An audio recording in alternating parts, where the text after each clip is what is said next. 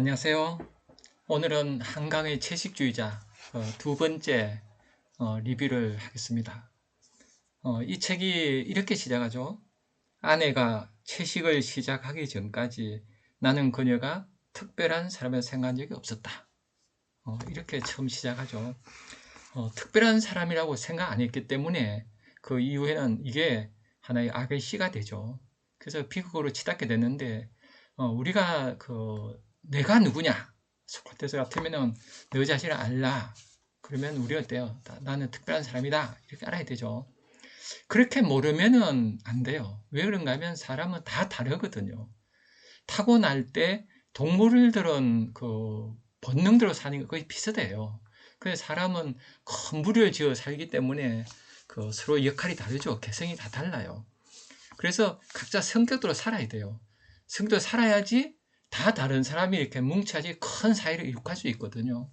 그래서 우리가 이 세상을 위해서 살겠다. 그러면 우리는 나 자신을 위해서 살아야 돼요.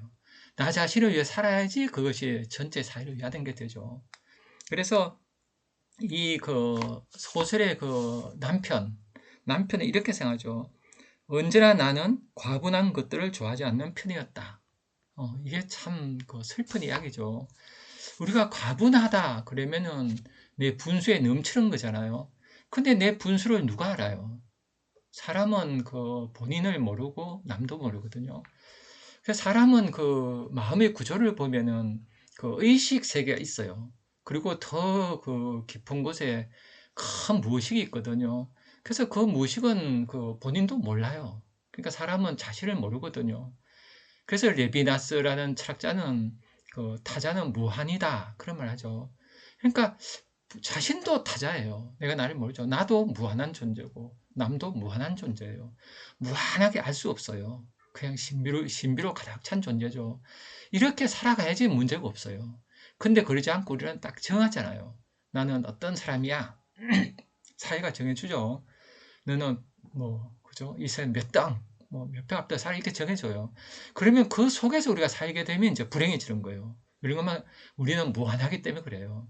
그래서 이 소설에서도 남편은 어때요? 자신이 특별하지 않나죠, 남편이. 그러니까 어때요? 이렇게 되죠. 세상에서 가장 평범한 여자로 보이는 그녀와 결혼한 것은 자연스러운 선택이었다. 그러니까 본인을 특별하다 생각하지 않으면은 딴 사람이 특별한 게 안 보여요. 왜냐면은 내가 특별하다, 특별한 데 살아야 되거든요. 그러면은 남이 특별하게 보여요. 이게 굉장히 중요하거든요. 그래서 우리가 특별하게 살지 않는 사람은 어떤 사람을 보면은 보는 것이 폭력이 돼요. 우리가 길을 갈 때 어떤 사람이 나를 쳐다보잖아요. 그게 왜 기분 나쁠까요? 쳐다보는데. 그죠? 왜, 왜 기분 나쁜가 하면 그 사람이 나를 자기 식대로 어떤 규정을 하고 바로 보는 거예요. 너는 이런 사람이야. 그러니까 우리는 기분 나쁜 거예요. 그게 갇혀버리잖아요, 나를. 나는 무한인데. 그래서 우리가 남을 시선 자체가 폭력이 되는 거예요. 그래서 쳐다본다고 싸우지 않는 사람들, 그죠? 그래서 우리가 이 쳐다보는 거에 대해서 굉장히 조심해야 돼요. 우리가 내가 어떤 마음을 턱 비우고 바라보면 어때요? 무심하게 보면 사람들이 화가 안 날 거예요. 근데 어떤 생각을 갖고 이제 바라보면은 그 사람을 딱 가둬버리죠. 그래서 폭력이 돼요. 프랑스의 라깡이라는 정신분석학자 있죠. 이분은 시선과 응시란 말하죠. 시선은 내가 보는 거예요. 시선은 폭력이 되죠. 내가 보니까 내 식대로 그냥 보는 거예요. 근데 사실 내가 보면 상대도 보거든요. 우리가 산에서 나무를 보면은 나무도 나를 봐요. 왜냐면 에너지니까 우주는 에너지끼리 이렇게 파동을 치거든요. 같은 주파수가 맞고 그래요. 그래서 우리가 내가 나무 봐 나무도 봐요. 이걸 이제 락강 응시란 말 쓰잖아요. 그래서 우리가 나만 보는 게 아니에요. 나만 세상을 보는 듯이 생각하면 그거는 굉장히 문제죠. 그런 사람은 특별하게 생각 안 해서 그래요. 내가 특별하지 않으니까 어때요? 특별하지 않다고 생각하는 사람은 세상이 규정한 대로 살아가요. 세상에는 회사원이야. 그죠? 그러면 이 책에서 영의 남편은 자신을 회사원이라고 규정할 거예요. 그래서 회사라는 눈을 가지고 세상을 바라보는 거예요. 그래 바라보면 어때요? 세상이 아름다워 보이지 않아요. 자신이 회사원인데 표가 회사원이야. 그러면은 내 안에 있는 비범함을 본 적이 없잖아요. 비범하게 본 적 없는 사람은 바깥에 비범하게 볼 수가 없어요. 내 안에 있는 것이 밖에 보이거든요. 그래서 우리 안에 없는 건 밖에 안 나타나요. 그래서 우리가 특별하게 살아야 돼요. 자기 성격대로 내 안에 본성을 깨우고. 그러니까 내 안에 본성은 동양에서 말한 이니에지가 있고 서양에서 말한 진선미가 있거든요. 그게 무한한 아름다움이 있어요. 이 아름다움을 개발하면은 나는 사람들하고 이렇게 잘 소통이 돼요. 그리고 또 성격대로 살아야죠. 성격대로 살면은 난 특별하게 돼요. 그래서 우리가 특별하게 살면서 동시에 딴 사람하고 하나가 되어 장자가 말한 만물제동 세상에 하나가 되어 이제 살아가죠. 이게 가장 멋진 삶이에요. 그러니까 부부도 각자 특별하게 살아야 돼요. 그러면서 어때요? 본성을 깨워야 되죠. 함께 본성, 저는 인문학을 공부하면 좋다고 봐요. 전 요즘 이제 2030, 20대, 30대 그 젊은 영혼들과 함께 공부하고 있거든요. 이 젊은 영혼들에게 저는 그런 얘기예요. 너희들이 앞으로 미래다. 그래서 너희들이 살아갈 때 너희 안에 본성을 깨워서 다른 사람하고 소통을 하고 각자 특별하게 살아가서 자기만의 개성을 이루라. 그러니까 홀로 살면서 또 함께 살아요. 이 두 가지 동시에 해야 되거든요. 홀로만 살면 안 돼요. 왜냐하면 인간은 본성이 연결돼 있어요. 이니에지가 있거든요. 천지심이 있어요. 딴 사람이 아파 나도 아파요. 근데 어떻게 홀로 살아요? 더불어 살아야죠. 근데 더불어만 살면 또 이게 전체적으로 돼요. 누가 누구한테 맞추게 되거든요. 우리 누구한테 맞추면 안 돼요. 각자 개성대로 살아가야죠.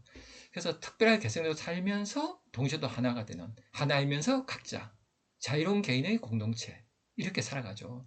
그래서 한 사람의 개성이 100% 존중되면서도 더불어 살아가는 세상, 그게 우리가 꿈꾸는 세상이죠. 그런 부부간 가장 아름답고 자식 관계도 그렇죠. 자식하고도 특별하게, 그죠? 그러면서 하나로 이렇게 이제 살아갈 때 우리는 무한히 아름답잖아요. 근데 이 채식주의자 주인공은 영의 남편은 그렇지 않죠. 그렇지 않게 살면은 반드시 대가가 오죠. 우리가 그런 말 있잖아요. 하늘에는 그죠? 망이 있어서 어설프게 보이나 사람은 빠져나갈 수 없다 그러죠. 그래서 이게 굉장히 무서운 말이에요. 노자가 한 말이죠. 노자가 하늘의 거물은 응성하고 넓으나 빠뜨리지 않는다. 그러니까 이 우주는 사는 건 공짜가 없어요.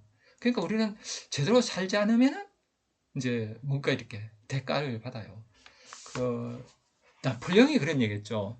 불행은 언젠가 잘못 보낸 시간의 보복이다 그런 얘기했잖아요. 그러니까 우리가 잘 사는 게 뭐냐? 그러면 특별하게 살아야 돼요. 나만의 개성으로. 그리고 내 안에 본성을 깨워서 남과 더불어 살아야 돼요. 이게 인간답게 인간으로 사는 거거든요. 그렇게 살아야지 행복해요. 그렇게 안 살면 불행이 반드시 온다는 거죠. 나폴레옹이 얘기한 대로. 노자가 얘기한 대로 이 법칙을 벗어날 수가 없어요. 하늘의 거물을 벗어날 수가 없는 거예요. 그래서 우리가 이 채식주의를 읽으면서 동시에 나를 읽는 거죠. 나 자신을 읽고 내 삶을 읽고 우리 시대를 읽고 그래서 채식주의 아주 좋은 책이죠. 그 다음에 이제 또 그런 게 나와요. 남편이 이렇게 생각하죠. 나는 우리의 생활이 조금이라도 달라질 수 있으리라고 상상한 적이 없었다. 그러니까 우리 생활이 달라질 수 있으리라고 상상한 적이 없었다는 거예요. 이게 굉장히 무섭죠. 그러니까 우리는 이 세상은 변해요, 항상. 언제나 어느 순간 어떻게 될지 몰라요, 세상은. 한참을 모르는 게 인생이거든요. 근데 우리가 안다고 생각해요. 왜 그런가 하면은 세상을 명사로 봐서 그래요. 이 세상은 사실 동사거든요. 보레스라는 소설가 있죠. 그 소설가의 소설 보면은 명사가 없이 형용사, 동사만 쓰는 그런 행성을 가상하고 소설을 썼죠. 그러니까 우리가 이 세상을 실제로 보면 무한히 변화된 동사예요. 우리 몸도 지금 막 변화되잖아요. 어제 먹은 밥이 내 살이 되고 있고, 기존에 있던 살은 이제 사라지죠. 그러니까 내 몸도 계속 변화 중에 있고, 내 마음도 그렇고, 모든 건 변화 중에 있는 거예요. 근데 우리는 명사가 있으면 변화 안 되는 것 같아요. 나라는 단어를 쓰다 보면은 내가 있는 것 같아요. 고정된 내가 있는 것 같아요. 나무 그러면 저 나무가 고정된 거 있는 것 같아요. 그래서 우리가 이제 착각을 하는 거죠. 세상에 불변한 게 있는 듯한 착각이 일어나요.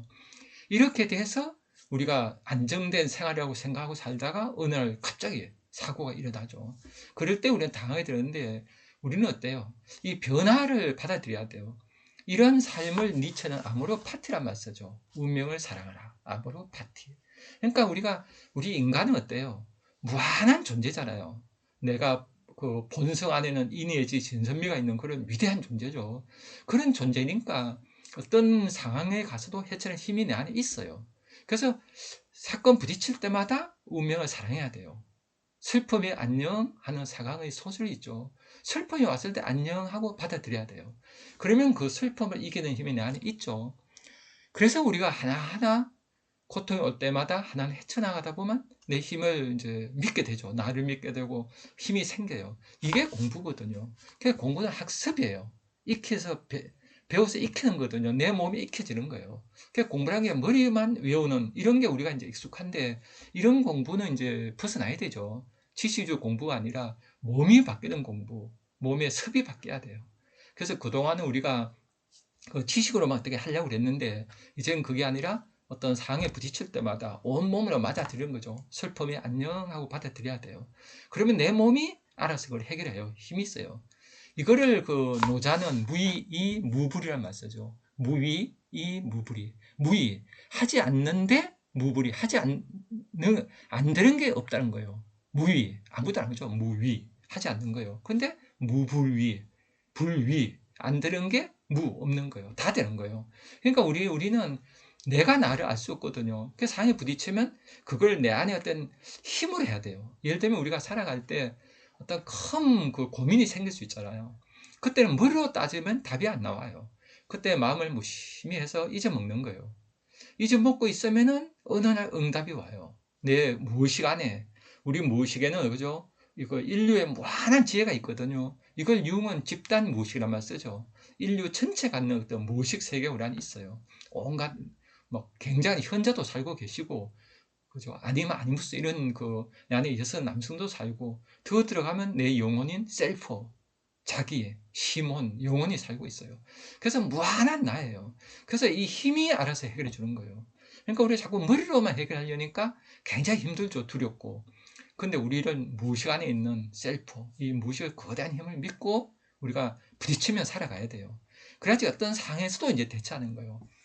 이 상황에 대처하는 그 공부를 저 한 분이 저 왕양명 선생이 있거든요. 그 유교의 그 명나라 때 왕양명, 양명학의 창시자죠. 이분의 공부법이 저는 굉장히 마음에 들어요. 이분은 이렇게 얘기해요. 어떤 상황에 부딪히잖아요. 사다가 사건에 부딪히면 어떻게 해결해요? 내 양지에 비춰보고 해결하는 거예요. 양지라는 거는 좋은 지식, 좋은 지혜, 이 힘이 우리 안에 있다는 거죠.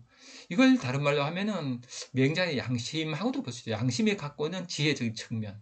그래서 우리가 어떤 상황에 부딪혔을 때 내 안의 마음을 고요히 보면서 내 안에서 지혜를 구하는 걸 어떻게 할까? 그러면 안에서 응답이 오는 거예요. 이렇게 해서 안에 무한한 힘을 계속 끄집어내는 거죠. 그렇게 살아가면은 사고를 당하고 사건을 맞이할 때마다 우리는 그게 공부가 되는 거예요. 일상이 공부가 되죠. 그러니까 우리가 삶 자체가 공부가 돼야 돼요. 상황에 부딪힐 때마다 어떻게 해결할까? 물을 해결하면 안 돼요. 물을 해결하면 이게 그 이기주의에 빠질 수 있거든요. 지혜롭지 못해요. 나 중심으로 보면은 어떤 이익이 되는데 나중에 손해가 돼요. 그래서 무심하게 해서 안에서 내면의 소리를 듣는 연속. 그렇게 해서 내면이 자꾸 깨어나는. 그래서 왕양명 선생은 죽을 때 그랬죠. 제자가 유언해 주세요. 그러니까 왕양명 뭐라 그래요? 내 마음이 화나다. 할 말이 뭐가 있겠냐 그래요. 그래서 이렇게 이제 성인이 되신 거죠. 그래서 우리도 그런 공부법을 하면 좋겠어요. 그 사연 부딪힐 때마다 내 안에 무식 세계를 보는 거죠. 그래서 무심히 해서 내 안에 답이 올라오게. 이렇게 살면 점점 더 이게 힘이 세지는 거죠. 이런 습관을 들이는 거죠. 이런 게 습이 되는 거죠. 이런 공부법으로 이제 살아가면 내일을 불안해하지 않고 살 수 있겠죠. 그죠? 그래서 이게 채식주의 주인공은 안정됐다고 생각하고 있다가 갑자기 영해가 그죠. 채식주의가 되니까 뭐 대응을 못 하는 거예요. 우리가 살아갈 때 이런 게 흔하거든요. 그게 세상 한 치 앞을 알 수 없는 거예요. 우리가 이런 그 마음가짐으로 살면은 잘 살 수가 있겠죠. 예, 여기까지 하고 다음 시간에 또 뵙도록 하겠습니다. 감사합니다.